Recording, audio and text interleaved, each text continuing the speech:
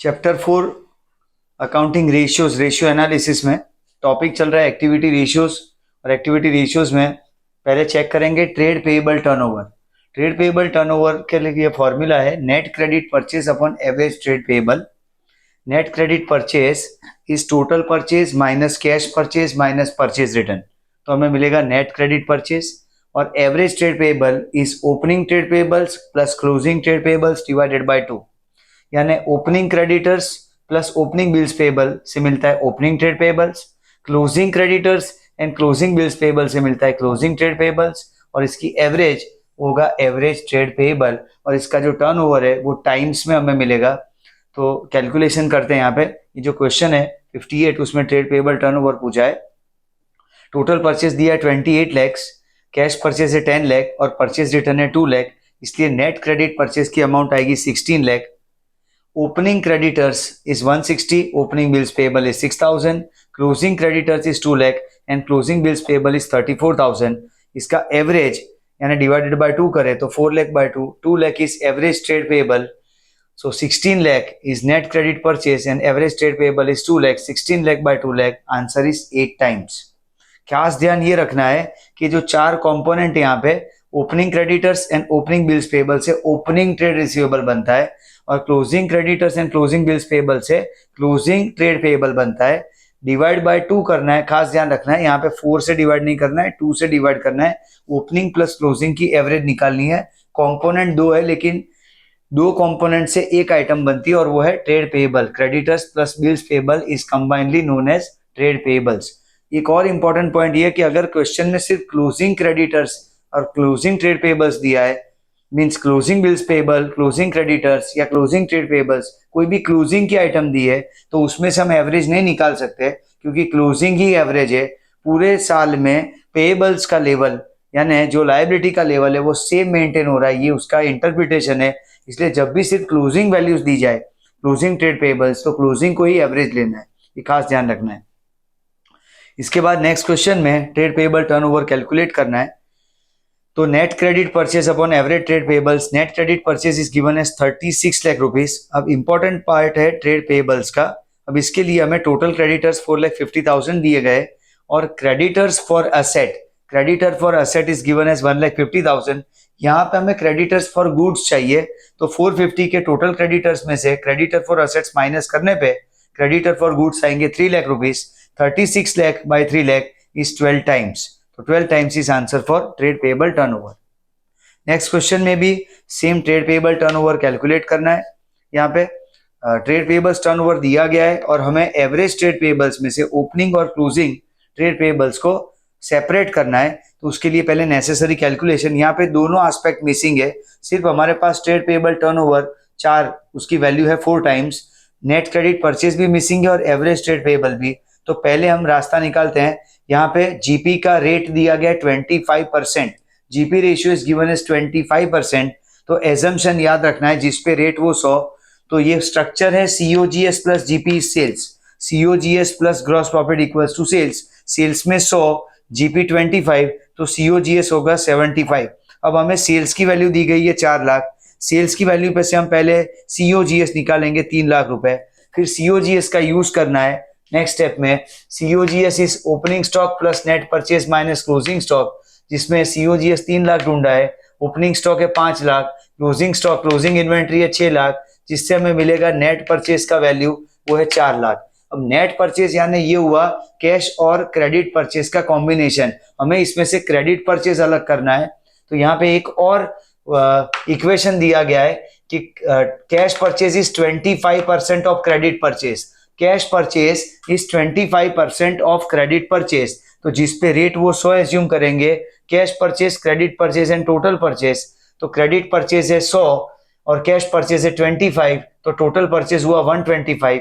तो ये जो टोटल परचेज हमें मिला था सीओजीएस की फॉर्मूला से वो है 4 लाख रुपए, वो रखने पे हमें क्रेडिट परचेज की अमाउंट मिलेगी 3,20,000। अब ये 320 को इस फॉर्मूला में रखे हम ट्रेड पेएबल टर्नओवर में, क्योंकि वो टर्नओवर है 4 टाइम्स और 3,20,000 इज नेट क्रेडिट परचेज, जिससे एवरेज ट्रेड पेएबल हमें मिलेगा 80,000। एवरेज ट्रेड पेएबल की अमाउंट होगी 80,000 और एवरेज ट्रेड पेएबल में से अभी हमें ओपनिंग और क्लोजिंग को अलग करना है। तो opening trade payable is assumed as x, closing trade payable is 3 times more than of opening trade payable. Opening trade payable x assume करना है, क्लोजिंग ट्रेड पेबल्स के लिए बोला गया है कि it is 3 times more then opening trade payable, इसलिए x plus 3x, तो क्लोजिंग ट्रेड पेबल होगा 4x। खास ध्यान रखना है, सिर्फ 3 times बोला होता, अगर ऐसा दिया होता कि closing trade payables is 3 times of opening trade payables, तो ये x और ये 3x होता, लेकिन यहां पे बोला गया है कि closing trade payables is 3 times more then opening trade payable, तो ओपनिंग x और उससे भी 3 times मोर यानी 3x प्लस करने पे क्लोजिंग ट्रेड पेबल्स होगा 4x। एवरेज ट्रेड पेबल की फॉर्मूला है opening plus closing by 2, so x plus 4x by 2, 80,000 average trade payable है, इसलिए 5x इज इक्वल टू 1,60,000, तो x की वैल्यू आएगी 32,000। ये ओपनिंग ट्रेड पेबल्स है और क्लोजिंग ट्रेड पेबल्स है 4x यानी 4 इंटू 32,000, तो उसका आंसर आएगा 1,28,000। अब यहां से आगे वर्किंग कैपिटल टर्नओवर रेशियो, ये नेक्स्ट कैलकुलेशन है working capital turnover activity ratio में, जिसकी फॉर्मूला है sales upon net working capital. Sales upon net working capital, ये भी टाइम्स में मिलेगा, और नेट वर्किंग कैपिटल होता है current asset minus current liability. अब यहाँ पे वर्किंग कैपिटल टर्नओवर के लिए ये नेसेसरी वर्किंग नोट है, ये बैलेंसेस दिए गए, लिस्ट ऑफ बैलेंसेस, एक है marketable security, inventory marketable security है 1,50,000, inventory 50,000, debtors 2 lakh, bills receivable 50,000, cash at bank 1 lakh and cash in hand 50,000। So total current asset is 6 lakh rupees. और करंट लायबिलिटी के components में bills payable 30,000, creditors 2 lakh and provision for tax 20,000. So current liability amounted to 2,50,000. Now working capital is current asset minus current liability, 6 lakh minus 2,50,000. So working capital amount is 3,50,000. Now working capital turnover is sales upon net working capital. So 21 lakh upon 3,50,000, 6 times is the answer for working capital turnover. Next question में working capital turnover हमें दिया गया है जो कि 10 times है, और sales और नेट वर्किंग कैपिटल दोनों मिसिंग है। तो पहले हम यहाँ पे जो फॉर्मेट है उसको यूज करेंगे। जीपी का रेट दिया गया है 20%, ग्रॉस प्रॉफिट रेशियो इज 20%, तो COGS plus GP is equal to sales 100 है, जीपी 20 है, तो COGS 80 होगा। हमारे पास COGS की अमाउंट है 8 लाख, तो सेल्स की अमाउंट मिलेगी 10 लाख, सेल्स की अमाउंट होगी 10 लाख, और ये 10 लाख रखने पे नेट वर्किंग कैपिटल मिलेगा 1 लाख। 10 लाख रुपए sales, net working capital find करना है, और वर्किंग कैपिटल टर्नओवर है 10 टाइम्स, तो नेट वर्किंग कैपिटल 1 लाख मिलेगा। नेट वर्किंग कैपिटल की फॉर्मूला होगी CA माइनस CL, तो 1 लाख रुपए equals to current assets minus current liability की वैल्यू 1,80,000, तो हमें जो मिसिंग वैल्यू फाइंड करनी थी करंट एसेट्स, जिसकी अमाउंट आएगी 2,80,000। नेक्स्ट क्वेश्चन में working capital turnover find out करना है, उसके लिए again COGS, GP and sales, लेकिन यहाँ पे प्रॉफिट के परसेंटेज कॉस्ट पे दिए गए, इसलिए COGS को 100 लेना है, 25%, GP is 25% on cost, so COGS is 100, GP 25, so sales की वैल्यू होगी 125। हमें ग्रॉस प्रॉफिट की अमाउंट दी गई है direct, gross profit is 10 lakh, तो जिससे हम सेल्स ढूंढेंगे वो होगा 50 लाख रुपीज, सेल्स की अमाउंट आएगी 50 लाख, इसको यहाँ पे फॉर्मूला में रखेंगे सेल्स 50 लाख। दूसरा हमें नेट वर्किंग कैपिटल ढूंढना है, ये मोस्ट टेक्निकल पार्ट है, जिसके लिए बैलेंस शीट के कंपोनेंट्स यूज करेंगे। इक्विटी शेयर कैपिटल 20 लाख है, रिजर्व्स एंड सरप्लस 4 लाख है, और लॉन्ग टर्म डेब्ट की अमाउंट 6 लाख है, यानी यहाँ पे कैपिटल एम्प्लॉयड का टोटल 30 लाख रुपीज है, और यहाँ पे नेट करंट एसेट 20 लाख है।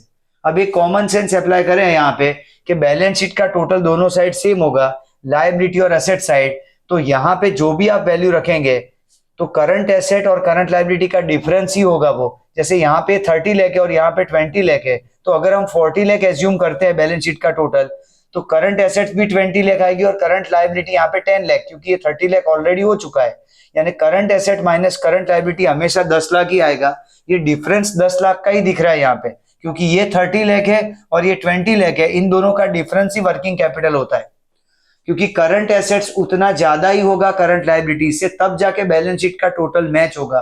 तो इस फॉर्मेट को यूज करते हैं फॉर्मूला में कि नेट वर्किंग कैपिटल डायरेक्टली हमें ढूंढना है, तो capital employed minus non current asset, capital employed minus non current asset, तो कैपिटल एम्प्लॉयड होगा equity reserves and long term डेब्ट को ऐड करने पे मिलेगा कैपिटल एम्प्लॉयड। तो 20 lakh plus 4 lakh plus 6 lakh 30 lakh rupees का कैपिटल एम्प्लॉयड है, उसमें से नॉन करंट एसेट्स को माइनस करे 20 लाख, तो नेट वर्किंग कैपिटल आएगा 10 लाख। तो यहाँ पे सेल्स 50 लाख मिल चुका है और नेट वर्किंग कैपिटल 10 लाख, इसलिए वर्किंग कैपिटल टर्नओवर की वैल्यू आएगी 5 टाइम्स। नेक्स्ट जो रेशियो फाइंड करना है वो है इन्वेंट्री टर्नओवर। इन्वेंट्री टर्नओवर की फॉर्मूला है COGS upon average stock. Average stock यहाँ पे भी आंसर टाइम्स में आएगा और एवरेज स्टॉक की फॉर्मूला है opening stock plus closing stock divided by 2। तो इन्वेंट्री टर्नओवर के फर्स्ट क्वेश्चन में COGS अपॉन एवरेज स्टॉक, तो 5 लाख बाय 1,25,000, जिसके लिए वर्किंग नोट यहाँ पे पहले COGS हमें दिया गया है, ओपनिंग स्टॉक है, परचेज है और क्लोजिंग स्टॉक फाइंड करना है। तो क्लोजिंग स्टॉक की वैल्यू हमें मिलेगी 1,50,000। फिर एवरेज स्टॉक फाइंड करेंगे, opening plus closing by 2। 1 lakh opening है, 1,50,000 क्लोजिंग है, इसलिए एवरेज स्टॉक की वैल्यू आएगी 1,25,000। So inventory turnover ratio is COGS upon average stock 5 lakh by 1,25,000। So it's answer is 4 times.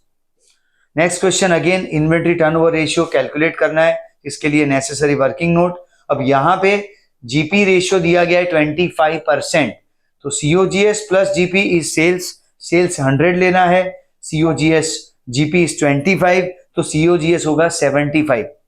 GP ratio दिया है 25%, यानी हमें सेल्स 100 लेना पड़ेगा क्योंकि GP रेशियो सेल्स पे ही होता है। तो सेल्स 100, GP 25, COGS 75। हमें सेल्स की अमाउंट 320 दी गई है, जिसके बेसिस पे हम COGS निकालेंगे जो कि वैल्यू है 2,40,000। तो 240 COGS में आएगा। दूसरा पार्ट है एवरेज स्टॉक का, तो एवरेज स्टॉक है opening stock plus closing stock by 2। 29,000 opening stock है, 31 क्लोजिंग स्टॉक है, इसलिए एवरेज स्टॉक आएगा 30,000। COGS 2,40,000 upon average stock 30,000। सो इन्वेंट्री टर्नओवर रेशियो की अमाउंट आएगी 8 टाइम्स। नेक्स्ट क्वेश्चन में भी इन्वेंट्री टर्नओवर रेशियो निकालना है। यहाँ पे भी format COGS plus GP is equal to sales, लेकिन यहाँ पे GP का रेट COGS पे यानी कॉस्ट पे दिया है। GP का rate is given on cost, so cost is 100, GP is 25, sales is 125। Sales की अमाउंट है 11,25,000, तो COGS अमाउंट मिलेगा क्रॉस मल्टीप्लीकेशन से 11,25,000 इंटू 100 बाई 9 इंटू 100 बाई 125 करने पे 9 lakh rupees is the amount of closing stock, अरे COGS 9 lakh rupees is the amount of COGS। Again profit के percentage cost पे दिए गए हैं, इसलिए COGS 100, gross profit 25, sales 125, sales की अमाउंट 11,25,000, COGS ढूंढना है 11,25 इंटू 100 बाय 125, तो COGS की अमाउंट आएगी 9 लाख। और average stock opening plus closing by 2, opening 1 lakh है, क्लोजिंग 2 लाख है, इसलिए एवरेज आएगा 1,50,000। सो 9 लाख अपॉन 1,50,000, ITR का आंसर होगा 6 टाइम्स। नेक्स्ट क्वेश्चन में भी ITR फाइंड करना है। अब उसके लिए भी GP रेशियो, यहाँ पे ग्रॉस लॉस रेशियो दिया गया है, इंपॉर्टेंट पॉइंट है, ग्रॉस लॉस रेशियो दिया गया है, पर रेशियो GP का हो कि GL का हो, कॉम्प्यूट तो सेल्स पे ही होता है, इसलिए ये सेल्स की अमाउंट 100, ग्रॉस लॉस हुआ है इसलिए COGS सेल्स से ज्यादा होगा जो कि 105 है। अगर जब प्रॉफिट होता है तो COGS कम होता है, सेल्स माइनस GP COGS, यहाँ पे sales plus gross loss is COGS। तो COGS की वैल्यू, कॉस्ट लॉस कब होगा, ऑब्वियसली जब कॉस्ट ज्यादा होगा तभी लॉस होगा। तो 100 रुपए का सेल, 5 रुपए का लॉस, तो कॉस्ट जो होगा वो 105 का होगा। तो सेल्स की अमाउंट हमें 16 लाख दिया गया है, तो COGS का अमाउंट मिलेगा 16,80,000। 16,80,000 upon average stock is given as 2,20,000, वो डायरेक्ट दिया गया है, तो 7.64 times is the answer of inventory turnover ratio. Next question में इन्वेंट्री टर्नओवर रेशियो दिया गया है और उसके बेसिस पे हमें ओपनिंग क्लोजिंग इन्वेंट्री फाइंड करनी है, तो जिसके लिए पहले नेसेसरी कैलकुलेशन करना है। Inventory turnover ratio is given as 6 and COGS is given as 3 lakh, तो एवरेज स्टॉक की वैल्यू आएगी 50,000। एवरेज स्टॉक की वैल्यू आएगी 50,000। अब यहाँ पे बोला गया है कि opening stock is 2 times more then closing stock, 2 times more then closing stock, इसलिए ओपनिंग स्टॉक क्लोजिंग स्टॉक को x एज्यूम करेंगे.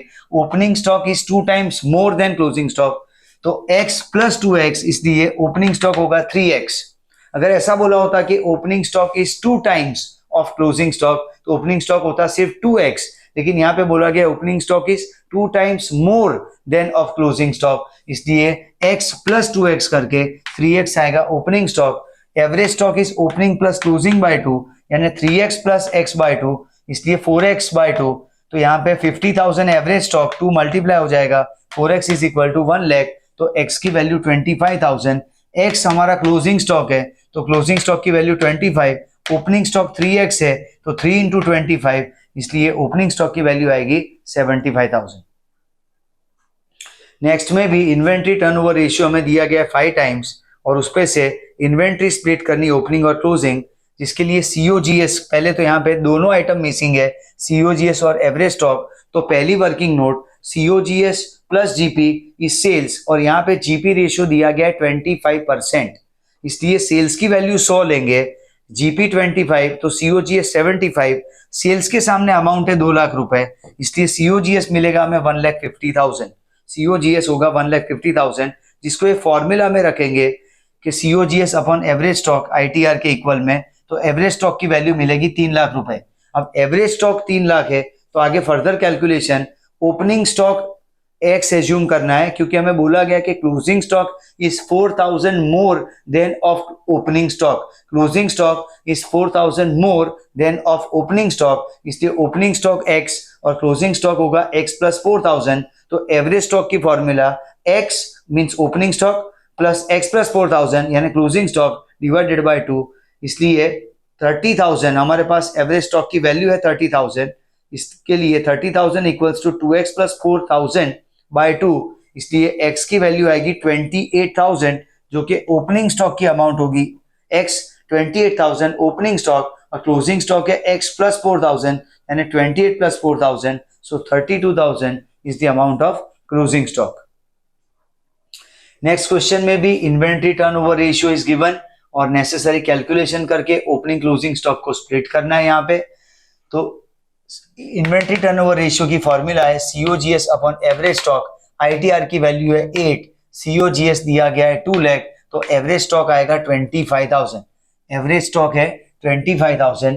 अब यहाँ पे भी closing stock is 1.5 times of opening stock, closing stock is 1.5 times that of opening stock, इसलिए opening stock x, closing stock होगा 1.5x, तो एवरेज स्टॉक की वैल्यू आएगी opening stock plus closing stock by 2 यानी x प्लस 1.5x बाय 2, यानी यहाँ पे average stock 25,000 है, 50,000 इज इक्वल टू 2.5x, इसलिए x की वैल्यू 50,000 बाय 2.5, तो x की अमाउंट आएगी 20,000. 20,000 x अपना ओपनिंग स्टॉक है, ओपनिंग स्टॉक 20,000 और क्लोजिंग स्टॉक है 1.5x यानी 1.5 इंटू 20,000, क्लोजिंग स्टॉक की अमाउंट आएगी 30,000. अब यहां से आगे प्रॉफिटेबिलिटी रेशियो का कैलकुलेशन है, इसमें पहला पार्ट है ग्रॉस प्रॉफिट रेशियो, यानी gross profit upon net sales into 100. GP ratio की फॉर्मूला है gross profit upon net sales into 100.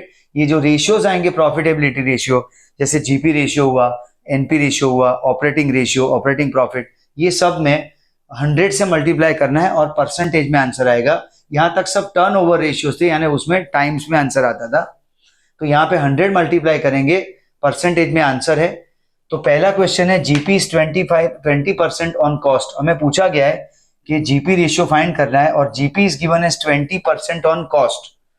तो जिस पे रेट वो 100 एज्यूम करना है और फॉर्मेट फिक्स है अपना COGS प्लस जीपी सेल्स, तो 20% ऑन कॉस्ट बोला, इसलिए कॉस्ट को 100 लेंगे COGS को प्लस जीपी 20, तो सेल्स की अमाउंट होगी 120. जीपीआर की फॉर्मूला है GP upon net sales into 100, तो जीपी की अमाउंट 20 और नेट सेल्स है 120, तो 20 by 120 into 100 is 16.67%. Next question में भी जीपीआर कैलकुलेट करना है, GP upon net sales into 100, तो उसके लिए नेसेसरी कंपोनेंट पहले कैश, क्रेडिट और टोटल सेल्स का रिलेशन दिया गया है कि cash sales is 25% of total sales, cash sales is 25% of total sales, तो टोटल सेल्स 100 लेना है, कैश सेल्स 25 होगा, तो 100 माइनस 25, इसलिए क्रेडिट सेल्स 75 है और हमें 75 वाली अमाउंट यानी 9 लाख रुपीस दिया गया है, पर हमें यहाँ टोटल सेल्स चाहिए, तो क्रॉस मल्टीप्लीकेशन करेंगे 9 लाख इंटू 100 बाय 75, तो 12 लाख रुपए का टोटल सेल्स आएगा, जिसको ये फॉर्मूला में रखेंगे नेट सेल्स की जगह पे 12 लाख। दूसरा, हमें यहाँ पे ग्रॉस प्रॉफिट चाहिए, तो ग्रॉस प्रॉफिट के लिए पहले सीओजीएस ढूंढना है। अब सीओजीएस के लिए हमें बोला है ओपनिंग, सीओजीएस की फॉर्मूला है opening stock plus purchase minus closing stock, जिसमें परचेज की वैल्यू है 8,90,000। मोस्ट इंपॉर्टेंट पार्ट यहाँ पे ये है कि हमें ओपनिंग क्लोजिंग स्टॉक का डिफरेंस दिया गया है, ओपनिंग और क्लोजिंग स्टॉक का डिफरेंस दिया गया है, बोला गया कि closing stock is 50,000 more than of opening stock. अब खास समझना है कि सीओजीएस की फॉर्मूला में परचेज के बाद ओपनिंग और क्लोजिंग स्टॉक का डिफरेंस लिया जाता है, यानी ओपनिंग माइनस क्लोजिंग किया जाता है। अगर ओपनिंग ज्यादा होता तो परचेज में प्लस करते तब सीओजीएस मिलता, अगर ओपनिंग स्टॉक ज्यादा होता तो। लेकिन यहाँ जो माइनस वाली अमाउंट है यानी क्लोजिंग स्टॉक ज्यादा है, क्योंकि बोला गया कि closing stock is 50,000 more that of closing stock that of opening stock, इसलिए क्लोजिंग स्टॉक ज्यादा है, तो दोनों का डिफरेंस 50,000 है और ज्यादा क्लोजिंग स्टॉक है जो कि माइनस वाली अमाउंट है, इसलिए डायरेक्ट माइनस करेंगे। अगर ओपनिंग स्टॉक ज्यादा होता तो प्लस करते, तो माइनस करके यहाँ पे 8,40,000 सीओजीएस की वैल्यू आएगी।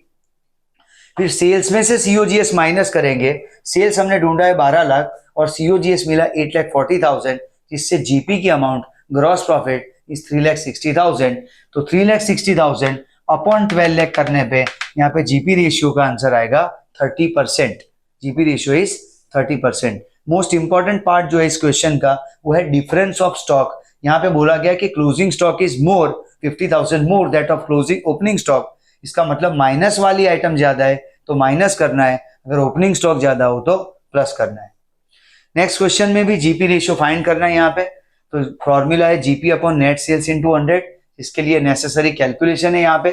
तो सबसे पहले कैश क्रेडिट और टोटल सेल्स की बात करनी है यहाँ पे। जो क्रेडिट सेल्स है वो डबल है कैश सेल्स से, क्रेडिट सेल्स कैश सेल्स से डबल है, इसलिए कैश सेल 1 हुआ, क्रेडिट सेल 2 हुआ, इसलिए टोटल सेल 3 होगा। Cash sale is double of credit sale, तो cash sale credit sale is double of cash sale, so cash sales 1, credit sales 2 and total sales 3। यहाँ पे हमें क्रेडिट सेल्स की amount 1 lakh दी गई है, इसलिए टोटल सेल्स 10 लाख दी गई है क्रेडिट सेल की अमाउंट, जिससे हमें टोटल सेल्स मिलेगा 15 लैक्स। तो 15 लाख रुपीस यहाँ फॉर्मूला में रखना है नेट सेल्स के लिए। अब दूसरा पार्ट है हमें चाहिए वो है ग्रॉस प्रॉफिट, तो जिसके लिए COGS plus GP is equal to sales.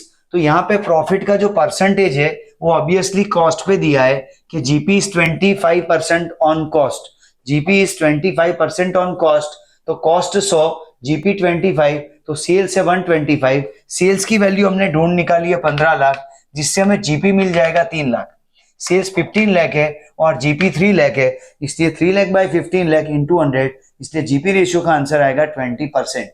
ये जो हमने कैलकुलेशन किया है वो वैल्यू बेस है, डायरेक्ट हम परसेंटेज से भी कैलकुलेट कर सकते हैं, और इस तरह के क्वेश्चन में हमें परसेंटेज ऑफ प्रॉफिट जो दिया जाता है वो कॉस्ट पे होता है। तो ये कॉस्ट 100 है और 25 ग्रॉस प्रॉफिट है, इसलिए नेट सेल्स 125 है। अगर हम ये वैल्यू बेस्ड कैलकुलेशन ना करें तो डायरेक्ट इस फॉर्मेट में से GP by sales into 100, GP 25 और सेल्स 125 इंटू 100 करें तो भी डायरेक्ट 20% उसका आंसर मिल सकता है। तो जरूरी नहीं है कि हम वैल्यू पहले फाइंड करें और उसके बाद ही ये जीपी रेशियो का आंसर निकालें। अगर हमें percentage of profit on cost दिया है किसी भी क्वेश्चन में, तो GP ratio straight way GP upon sales करके निकाल सकते हैं। सिंपल एजम्पशन करना है कि सीओजीएस 100 है, जीपी 25 है, तो सेल्स 125 है, तो जीपी रेशियो के लिए फॉर्मूला है GP upon sales into 100, so 25 by 125 into 100 is 20%। आगे के दो क्वेश्चन भी इसी कॉन्सेप्ट के बेस पे है, तो यहाँ पे पहले हमने वैल्यू बेस्ड कैलकुलेशन किया है और साइड में डायरेक्ट परसेंटेज से, तो चेक करते हैं। यहाँ पे ग्रॉस प्रॉफिट रेशियो ढूंढना है GP upon sales into 100, component दोनों मिसिंग है जिसको हम कैलकुलेट करेंगे पहले। तो यहाँ पे इन्वेंट्री टर्नओवर रेशियो हमें दिया गया 8 times, inventory turnover ratio is given as 8 time COGS upon average stock की वैल्यू है 48,000, जिससे हमें सीओजीएस मिलेगा 3,84,000। सीओजीएस की वैल्यू है 3,84,000 अब प्रॉफिट के परसेंटेज दिए गए 25% ऑन कॉस्ट, यानी कॉस्ट 100 है, जीपी 25 है और सेल्स 125 है, जिसमें सीओजीएस की वैल्यू हमें मिल चुकी है 3,84,000, तो जीपी 25 के हिसाब से हमें मिलेगा 96,000 और सेल्स 125 के हिसाब से मिलेगा 4,80,000। अब यहाँ पे एवरेज स्टॉक जो है 48,000, वो ओपनिंग और क्लोजिंग दिया गया था हमें 60 और 36, जिससे हमने एवरेज निकाला 48, ये 48 को यहाँ रखा, जिससे हमें मिला सीओजीएस 384 और फिर सीओजीएस के बेसिस पे जीपी और सेल्स की अमाउंट मिली 96,000 एंड 4,80,000। अब इसको ये फॉर्मूला में रखे, 96,000 ग्रॉस प्रॉफिट है और 480 का सेल्स है, इसलिए परसेंटेज आएगा जीपीआर का, परसेंटेज आएगा 20%। अगर ये डायरेक्ट हम कैलकुलेट करें जैसे यहाँ पे किया है, GP upon sales into 100, same यहाँ पे 25 ग्रॉस प्रॉफिट है, 125 सेल्स है इंटू 100, तो भी जीपी रेशियो डायरेक्ट मिलेगा 20%। नेक्स्ट क्वेश्चन में भी GP upon sales into 100 GPR के लिए, तो पहले necessary calculation, ITR inventory turnover ratio दिया गया यहाँ पे 8 times COGS upon average stock. Average stock इस क्वेश्चन में हमने फाइंड किया था 60 प्लस 36/2 48,000, यहाँ पे डायरेक्ट दिया गया है कि 40,000 का एवरेज स्टॉक है पहले से, तो सीओजीएस मिलेगा 3,20,000। फिर से वही फॉर्मेट, सीओजीएस प्लस जीपी और सेल्स, जिसमें अपने पास सीओजीएस की अमाउंट है 3,20,000, जैसे यहाँ पे मिला था 3,84,000, तो जीपी मिलेगा 80,000 और सेल्स मिलेगा 4 लाख, तो 80,000 बाय 4 लाख इंटू 100 करे, 80,000 बाय 4 लाख इंटू 100, तो जीपी रेशियो मिलेगा 20%। और अगर सेम जैसा यहाँ पे कैलकुलेट किया direct value base, GP upon sales 25/125, यहाँ पे 25/125, सेम यहाँ पे भी अगर ग्रॉस प्रॉफिट 25, सेल्स है यहाँ पे 125 इंटू 100 करने पे जीपी रेशियो मिलेगा 20%। Thank you.